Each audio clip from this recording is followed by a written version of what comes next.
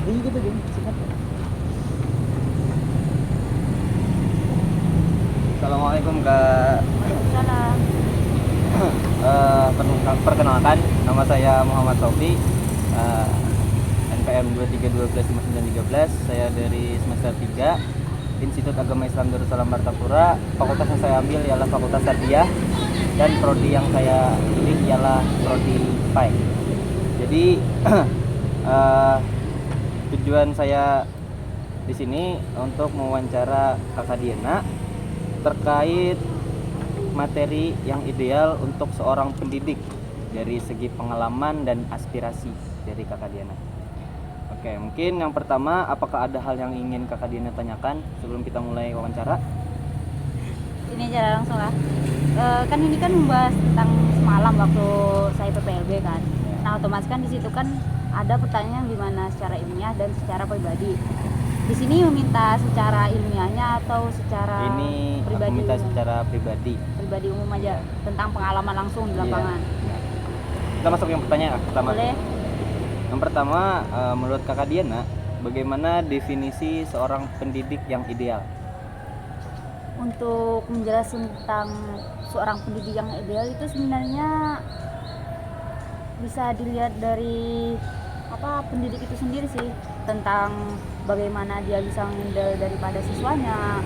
Soalnya kan di lingkup sekolahan itu tuh baik itu SD, SMP ataupun SMA mempunyai kayak karakter tersendiri bagi siswanya. Ada yang mudah memahami, ada yang susah memahami. Jadi untuk saya sendiri lebih ke guru ataupun pendidik yang bisa menghandle ataupun humble dalam mengelola suatu kelas lah, ataupun suatu seperti kepala sekolah itu kan ngelola gurunya gimana supaya bisa ngelola murid ini. Terus dari seorang pendidik itu memiliki karakteristik atau kualitas utama. Jadi apa karakteristik atau kualitas utama yang harus dimiliki seorang pendidik menurut Kakak Diana? Kualitas utama yang harus dimiliki oleh seorang pendidik, yang jelas satu sih, harus menguasai dan memahami apa sebenarnya makna dari seorang pendidik. Soalnya kadang itu banyak yang kayak masih menyamakan dia masih menyamakan tentang derajat dia dengan yang dididik. Sebenarnya itu berbeda, karena apa? Yang pendidik itu tugasnya untuk mengajarkan ilmu, sedangkan siswa itu yang diajarkan menerima ilmu. Itu perbedaannya.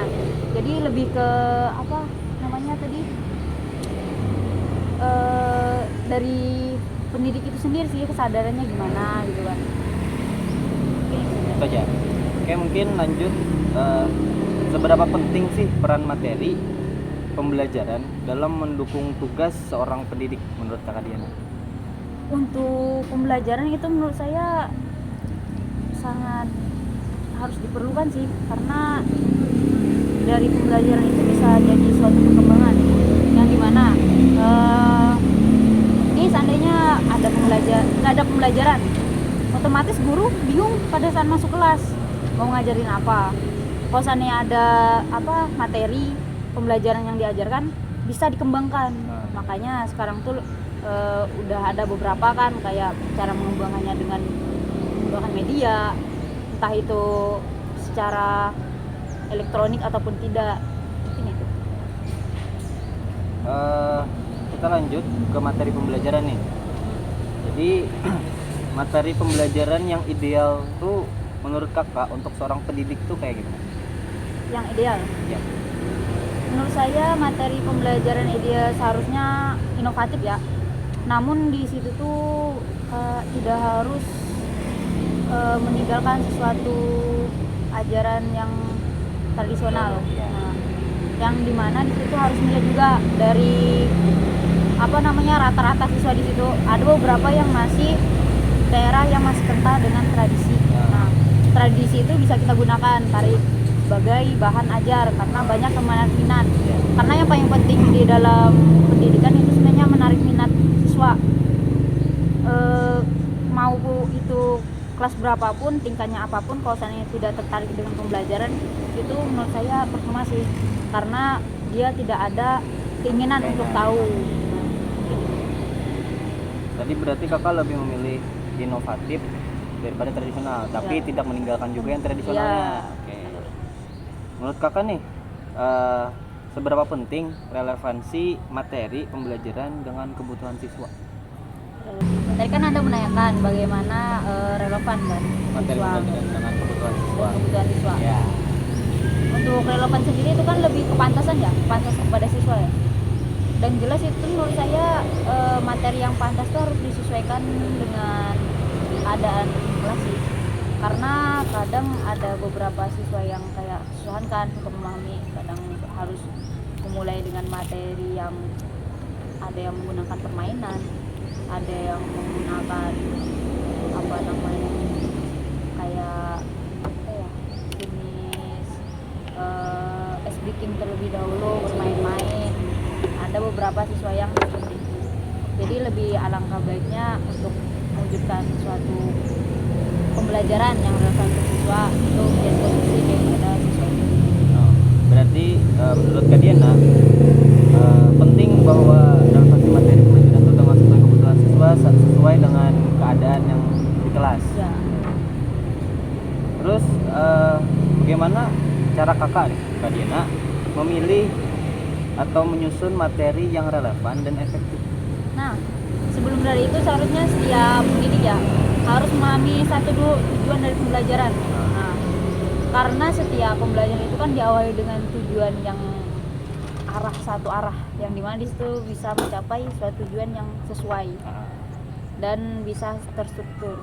Itu seharusnya hal pertama yang harus kita lakukan Oke. untuk menggapai suatu pembelajaran yang sesuai untuk siswa.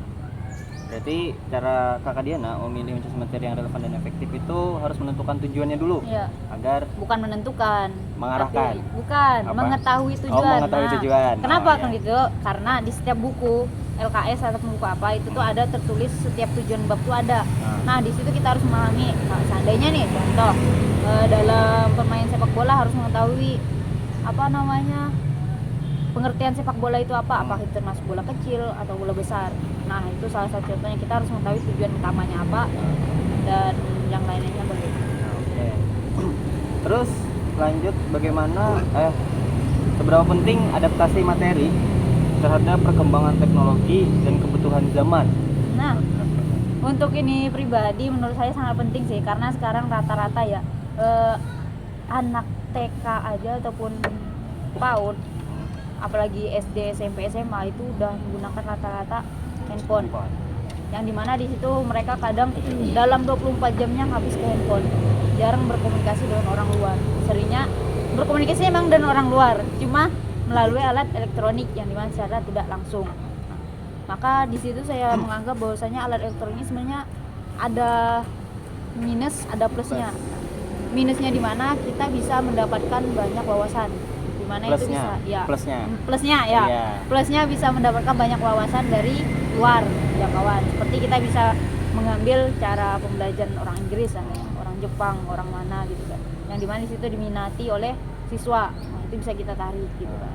Tapi minusnya itu tadi kadang siswanya jadi malas, lebih ke main game, sampai sekarang kan banyak yang trending itu kan ke siswa yang Iya. nih apa namanya, apa itu Game. iya game yang sampai tangannya kayak ini gitu. Iya, sampai iya gitulah ya. Nah, mungkin itu. Jadi sangat penting ya adaptasi materi dengan perkembangan teknologi itu. Terus apa peran kurikulum dalam menentukan materi pembelajaran sendiri? Untuk masalah kurikulum itu menjadi suatu acuan utama, yang dimana itu tuh sangat penting untuk pendidik, itu menjadi suatu pegangan. Seperti contoh ada 2 kurikulum yang baru-baru ini berganti kan, satu kurikulum yang sudah diganti yaitu K13 diganti dengan kurikulum Merdeka. Itu mempunyai perbedaan yang sangat jauh, yang dimana memang di K13 itu setengah bagian masih menggunakan ceramah, sedangkan di kurikulum Merdeka itu tidak.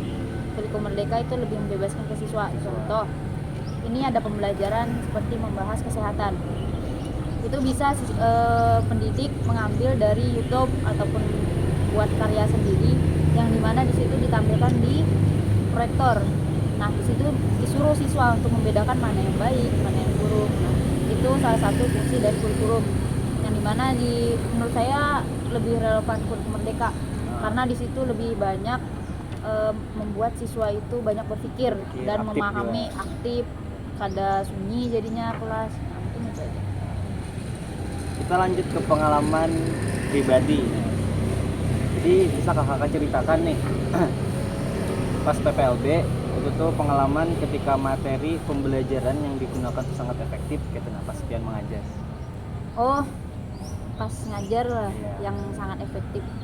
Untuk yang sangat efektif itu pernah saya ngajarkan, saya sering disuruh gantikan guru kelas yang dimana itu tuh tentang pelajaran KN PS karena di situ saya menggunakan kayak proyek kayak yang pertama contoh pada saat pertama masuk saya memperkenalkan diri saya sendiri dulu.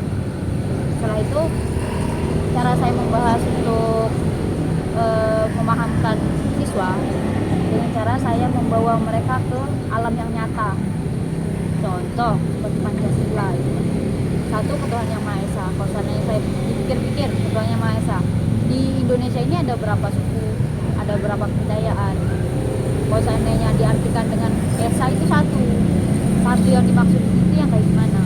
Masa satu yang dimaksud ini kayak semua yang dianggap itu satu-satu, sedangkan yang dipercaya itu ada banyak agama kan, banyak kepercayaan.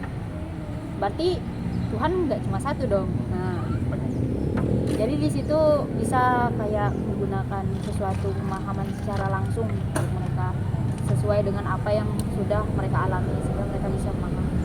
Jadi secara langsung ya. Ini kan tadi yang sangat efektif. Terus menurut Kayana, apakah ada materi pembelajaran yang kurang efektif? Itu alasannya apa? Oh, yang kurang efektif. Iya. Lebih ke menurut saya untuk selalu berpikir tentang kebutuhan dan minat siswa karena yang telah saya jelaskan di awal tadi bahwasanya minat siswa dan keperluan siswa ini beda-beda. Saya pernah menemui satu siswa yang dimana di situ dia selalu mencari perhatian kepada guru karena dia kurang mendapat perhatian dari orang tua. Itu saya pas ngajar di kelas siswa itu, dia bilang, "Bu, saya sakit perut." Tanya, "Kenapa? Sakitnya kenapa? Udah makan? Belum? Bawa bekal? Enggak? Bawa jajan? Enggak?" Nah, itu tugas sebagai seorang guru harus memahami apa keperluannya, apa yang dia butuhkan, apa yang seharusnya kita berikan kepada siswa itu, apa yang tidak diberikan oleh orang tuanya ataupun orang sekitar. Itu di efektif apa kurang efektif? Kurang efektif. Mungkin yang terakhir, apa nih saran kakak Diana untuk calon pendidik dalam memilih atau mengembangkan materi pembelajaran? Saran buat itulah pendidik selanjutnya. Apa ya? Banyak sih. Banyak. Ya. Banyak. Tambah ya. Dong. Jangan. Sesuatu yang itulah apa saran buat pendidik selanjutnya Dalam memilih dan mengembangkan untuk mengembangkan materi pembelajaran. Menurut saya lebih perhatikan ke siswanya, jangan terlalu mengikuti zaman. Kadang ada beberapa guru yang terlalu berfokuskan kepada mengikuti zaman tanpa melihat dari siswa itu sendiri perluannya apa, kebutuhannya apa. Ada beberapa guru yang seperti itu.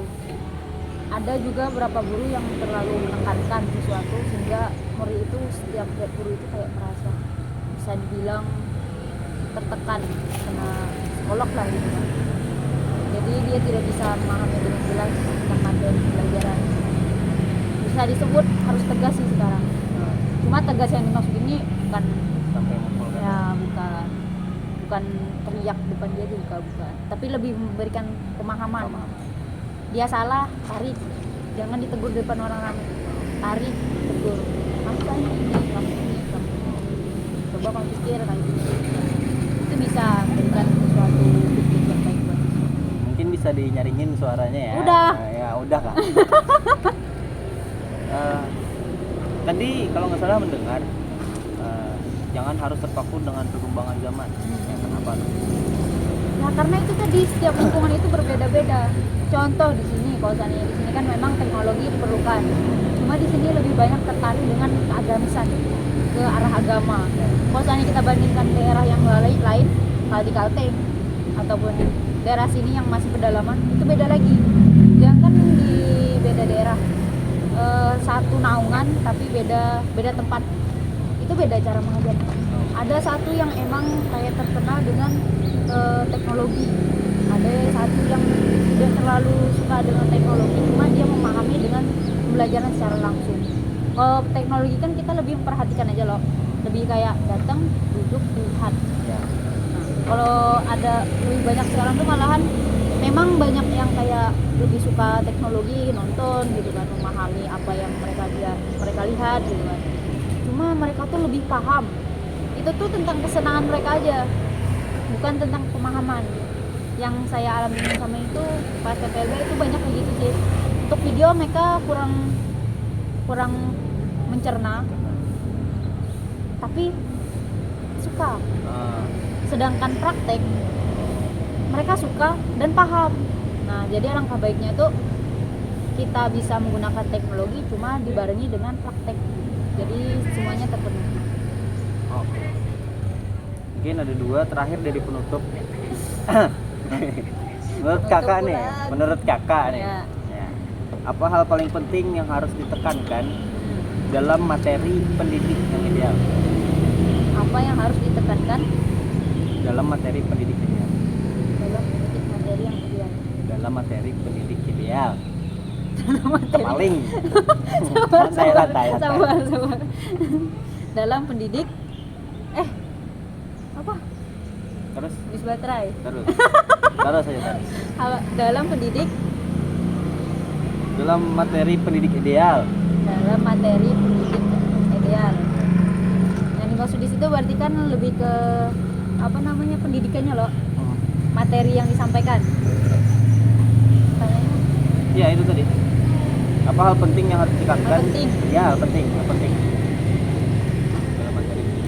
cara rangkum aja sih dari apa yang saya jelaskan tadi, bahwasanya materi itu penting untuk mengembangkan untuk memberikan suatu pembelajaran dan bisa kita kembangkan entah itu secara teknologi ataupun cara tradisional. Mungkin ada hal-hal lain yang hendak kakak Diana tambahkan yang belum dibahas mungkin ya. Apakah? Mungkin lebih ke pesan ya, pesan.